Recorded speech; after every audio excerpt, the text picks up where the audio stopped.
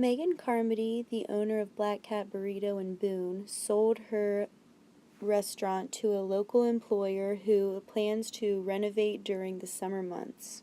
Something I'm going to miss about Black Cat is just the amazing atmosphere that it creates for all of its customers as well as all of its employees. We don't have TVs here, which is unlike any other bar in Boone, and I think that's like really important for people to actually connect. Because when you're sitting at a bar next to a stranger and there's a TV, there's a lot less pressure to like introduce yourself to that stranger. Employees like Katie Hood are going to miss this fast-paced environment with really delicious food that brings the community together. As far as the food goes, I don't think anything's really going to change with the food. They might simplify it just a little bit. Although the food may look similar to the previous menu at Black Cat, the decor is definitely expected to change. Carmody sold 3 of her last paintings from Black Cat to owners at Basil's.